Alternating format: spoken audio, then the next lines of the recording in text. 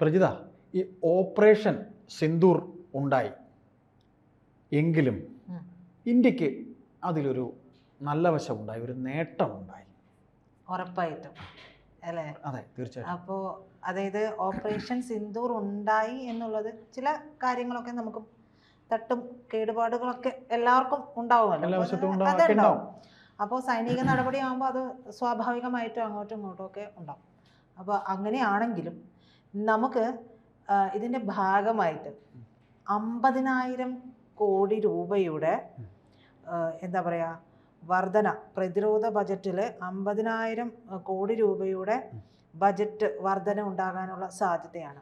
അപ്പോൾ കയറ്റുമതി രംഗത്ത് അതായത് പ്രതിരോധ ബജറ്റിലേക്ക് വേണ്ടിയിട്ട് 50,000 കോടി രൂപ നീക്കി വെക്കുന്നു. അത് വേണ്ടി വരും. അപ്പോൾ അതും നമുക്ക് ഗുണകരമാകുന്ന ഒരു കാര്യമാണ്. അത്രയും കോടി രൂപയുടെ പ്രതിരോധ ബജറ്റ് വരുമ്പോൾ മറ്റൊന്ന് നമ്മൾ ചേർത്ത് വായിക്കേണ്ടത്, വിയറ്റ്നാം മുതൽ സൗദി അറേബ്യ വരെയുള്ള 17ഓളം രാജ്യങ്ങൾ ഇന്ത്യയുടെ ബ്രഹ്മോസ് വാങ്ങാൻ ക്യൂ നിൽക്കുക. സൗദി, വിയറ്റ്നാം, 17 രാജ്യങ്ങൾ, ലോകരാജ്യങ്ങൾ ഈ പറയുന്ന ബ്രഹ്മോസിന്റെ മാറ്റ് മനസ്സിലാക്കിയിട്ട് ഉപയോഗം മനസ്സിലാക്കിയിട്ട് ബ്രഹ്മാസ്ത്രം എന്നാണ് പറയുന്നത് ബ്രഹ്മോസിനെ. അപ്പോൾ ഇന്ത്യയുടെ ബ്രഹ്മാസ്ത്രം വാങ്ങാൻ വേണ്ടിയിട്ട് അത്രയും രാജ്യങ്ങൾ ക്യൂ നിൽക്കുകയാണ്. അപ്പൊ ഇതെല്ലാം നമുക്ക് കയറ്റുമതി ചെയ്യണമെങ്കിലും ആ കയറ്റുമതിയിലൂടെയും നമുക്ക് ഇൻകം വരികയാണല്ലോ. അപ്പൊ അതനുസരിച്ചൊരു ബജറ്റ് നമ്മൾ നീക്കി വെക്കുക കൂടി ചെയ്യണം, രാജ്യത്തിന് സാമ്പത്തിക നേട്ടം ഉണ്ടാവും. അതെ. അപ്പൊ അത്തരത്തിലുള്ള നീക്കമാണ് ഇപ്പോൾ ഉണ്ടായിട്ടുള്ളത്. അതിനു മുമ്പ് എനിക്ക് തോന്നുന്നു ഇതുപോലെ തന്നെ പ്രതിരോധ ബജറ്റിന് മോദി സർക്കാർ 2014 അധികാരത്തിൽ വരുമ്പോ മുതൽ പ്രതിരോധ രംഗത്തിന് വേണ്ടിയിട്ട് കൃത്യമായിട്ട് ഒരു തുക നീക്കി വെക്കുന്നുണ്ട്. അപ്പോൾ അതിനെല്ലാം നമ്മുടെ നാട്ടിൽ ഇവിടെ പാർലമെന്റിലൊക്കെ ഭയങ്കര ബഹളമായിരിക്കും. അപ്പൊ എന്തിനു വേണ്ടിയിട്ടാണ് ഇത്ര കോടി രൂപ ഇവിടെ ഇന്നതിന് കൊടുത്തൂടെ, ഇന്നതിന് കൊടുത്തൂടെ, അതെ അതിനും കള്ളത്തരം ഒക്കെ പറയും. റഫേൽ വാങ്ങിയതിന് പോലും അതെന്തിനാണ് ആ പ്രതിരോധ ബജറ്റിൽ ഉൾപ്പെടുത്തിയാണല്ലോ ഇതെല്ലാം വാങ്ങുന്നത്. അപ്പോ ഈ പറയുന്ന പോലെയുള്ള കാര്യങ്ങളെല്ലാം തന്നെ, അതായത് ആക്ഷേപ ശരങ്ങൾ ഇഷ്ടം പോലെ പറഞ്ഞു 2014 മുതൽ കേൾക്കുന്നുണ്ട്. അതിനൊന്നും ചെവി കൊടുത്തിട്ടില്ല എന്നുള്ളത് തന്നെയാണ്. അതുകൊണ്ട് എന്ത് ഗുണമുണ്ടായി? ഇങ്ങനെ ഒരു സൈനിക നടപടി ഇന്ത്യക്ക് ആവശ്യമായി വന്നപ്പോൾ നമ്മൾ കരുത്ത് കാണിക്കാൻ പറ്റി. അതെ, ഒരു ലോകരാജ്യങ്ങളുടെയും സഹായമില്ലാതെ ഇതുവരെ നമ്മൾ പിടിച്ചു നിന്നു, അല്ലെ? അത്തരത്തിൽ സൈനിക തലത്തിലോ ആയുധങ്ങളുടെ ആവശ്യകതയിലോ ഒന്നും വേണ്ടി വന്നില്ല. മറ്റു രാജ്യങ്ങളുടെ ഒരു ആവശ്യകതയും നമുക്കുണ്ടായില്ല. അപ്പോൾ ഈ പറയുന്ന S-400 ആണെങ്കിലും ഒക്കെ വന്നത് ഇതിന്റെ ഭാഗമായിട്ടാണ്. അതൊന്നും മനസ്സിലാക്കാതെ വെറും രാഷ്ട്രീയ താല്പര്യം മാത്രം മുൻനിർത്തിയിട്ടാണ് ഇതുവരെയും എല്ലാവരും സംസാരിച്ചു കൊണ്ടിരുന്നത്. ഇപ്പോൾ ബ്രഹ്മോസ് വാങ്ങാനായിട്ട് ഭാരതവുമായിട്ട് ഔദ്യോഗിക കരാറുള്ള ഏക രാജ്യം ഫിലിപ്പീൻസ് ആണ്. ഫിലിപ്പീൻസിന് ഭാരതം $375 മില്യൺ കരാറിന്റെ ഭാഗമായി 2024 ആദ്യഘട്ടത്തിൽ ബ്രഹ്മോസ് സൂപ്പർ സോണിക് ക്രൂയിസ് മിസൈലുകൾ കൈമാറിയിട്ടുണ്ടായിരുന്നു. 2025 രണ്ടാം ഘട്ട കൈമാറ്റം ഉണ്ടാകുമെന്നാണ് പ്രതീക്ഷിക്കുന്നത്. Indonesia, Vietnam, Malaysia, Thailand, Singapore, Brunei, Brazil, Chile, Argentina, Venezuela, Egypt, ദക്ഷിണാഫ്രിക്ക, ബൾഗേറിയ, UAE, സൗദി അറേബ്യ, ഇതൊക്കെ പുറമെ ചില മിഡിൽ ഈസ്റ്റ് രാജ്യങ്ങളും ഒക്കെ ഈ പറയുന്ന ബ്രഹ്മോസിന് വേണ്ടി ക്യൂ നിൽക്കുന്നുണ്ട്.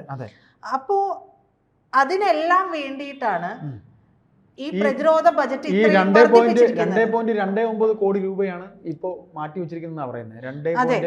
എന്തായാലും ഈ ഒരു ബജറ്റ് ചേട്ടൻ പറഞ്ഞതുപോലെ അത്രയും കൂട്ടിയല്ലോ. ഈ ഒരു വർധനവ് കൂടി വരുമ്പോൾ മൊത്തം പ്രതിരോധ വിഹിതം എന്ന് പറയുന്നത് 7 ലക്ഷം കോടി കവിയുമെന്നാണ് പറയുന്നത്. 2.29 ലക്ഷം കോടി രൂപ. അതെ. അപ്പോൾ 7 ലക്ഷം കോടി രൂപ പ്രതിരോധ വിഹിതം ഇതോടുകൂടി കവിയുമെന്നുള്ളതാണ്.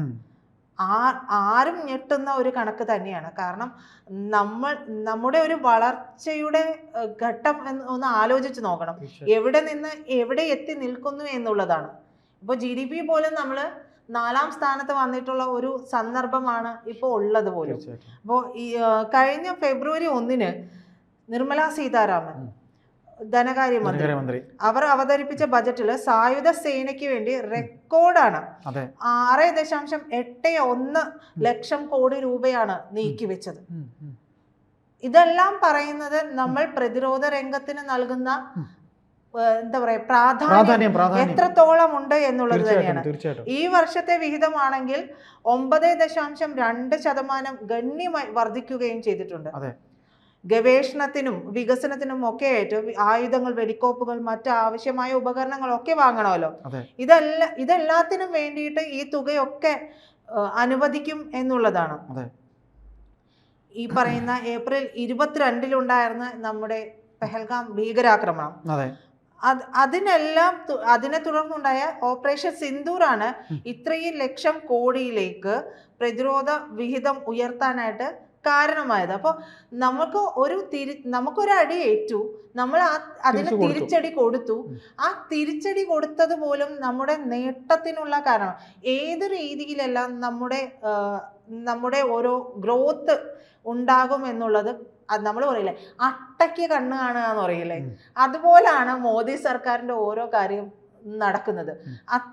ഒരു കാര്യം ഉണ്ടായിട്ടുണ്ടെങ്കിൽ അതിൽ നിന്ന് പഠിക്കുകയും അതിൽ നിന്ന് എന്തെല്ലാം വേറെ ചെയ്യാം, വേറെ ഏതെല്ലാം തലത്തിൽ നമുക്ക് ഉയരേണ്ടതുണ്ട്, രാജ്യത്തിനകത്ത് വെറുതെ രാഷ്ട്രീയം പറയുന്നവരുടെ നാവടക്കത്തക്ക രീതിയിലാണ് ഈ കാണിച്ചിരിക്കുന്ന വന്നിരിക്കുന്ന ഈ യുദ്ധത്തിലൂടെ, ഇപ്പൊ സിന്ദൂറിലൂടെ ഇതിനകത്ത് വെറുതെ എന്തിന് പ്രതിരോധത്തിൽ ഇത്രയും കാശിറക്കണം എന്ന് ചോദിച്ചവർക്ക് അത് വെറും രാഷ്ട്രീയം, രാഷ്ട്രീയമാണ്. അതായത് ഇതിനെ രാജ്യ താല്പര്യമായിട്ട് കാണുക എന്നതിനെ മാറ്റി നിർത്തിയിട്ട് എന്തിനാണ് ഈ ഒരു രാജ്യ താല്പര്യത്തെ മാറ്റി നിർത്തി ഈ പറയുന്ന ആളുകളെല്ലാം തന്നെ കൃത്യമായ രാഷ്ട്രീയം പറയുന്നത്? അത് വോട്ട് ബാങ്ക് ലക്ഷ്യമാക്കി. വോട്ട് ബാങ്കും അസൂയയുമാണ്. ആക്ച്വലി അവരെ കൊണ്ടൊന്നും കഴിയുന്നില്ല. നമ്മൾ കണ്ടല്ലോ കോൺഗ്രസ് ഇവിടെ എത്ര കൊല്ലം ഭരിച്ചു, കോൺഗ്രസ് ഇവിടെ എന്തൊക്കെയാ ചെയ്തത്? 60-70 വർഷത്തോളം ഭരിച്ചു. അല്ല, 60 വർഷത്തിലധികം ഭരിച്ചു. ഈ 60 വർഷത്തിലധികം ഭരിച്ചിട്ട് ഇപ്പൊ നമ്മൾ അല്പം മുമ്പ് സംസാരിച്ചു പറഞ്ഞു ബ്രഹ്മോസ് തുടങ്ങിയെന്ന് പറഞ്ഞു. ബ്രഹ്മോസ് തുടങ്ങിയെങ്കിൽ ആ ബ്രഹ്മോസിലൂടെ അതിന്റെ മറ്റു കാര്യങ്ങൾ, ആ ചെയ്യേണ്ട കാര്യങ്ങൾ ചെയ്തത് BJP സർക്കാർ വന്നപ്പോഴല്ലേ. ഇതിപ്പോ വെറുതെ നമുക്ക് അതാണ് പറയാൻ എളുപ്പമാണ്, വെറുതെ കുറ്റം പറയുക പറയാൻ എളുപ്പമാണ്. പക്ഷെ ഒരു കാര്യം പ്രാവർത്തികമാക്കുക, അതിനെ ഇംപ്ലിമെന്റ് ചെയ്യാൻ ആർജവം വേണം. അതില്ലാത്ത ഒരു സർക്കാർ എന്ന് പറയുന്നത് വെറും തുടങ്ങി വെച്ചിട്ട് രാഷ്ട്രങ്ങൾ പറയുന്നത് കേട്ടിട്ടല്ല നമ്മൾ നമ്മുടെ പോളിസികൾ ഉണ്ടാക്കേണ്ടത്. നമുക്ക് കൃത്യമായ ഒരു പോളിസി ഉണ്ടാവും. ആവശ്യം വേണ്ട കാര്യങ്ങൾക്കായാലും അങ്ങനെയാണ്. തീർച്ചയായിട്ടും ആവശ്യം വേണ്ട കാര്യങ്ങൾക്ക് നിങ്ങൾ രാഷ്ട്രീയം പറഞ്ഞോ, പക്ഷെ ആവശ്യമില്ലാത്ത ഒരു പ്രതിപക്ഷമില്ലാതെ ഒരു രാജ്യം കടന്നുപോകും.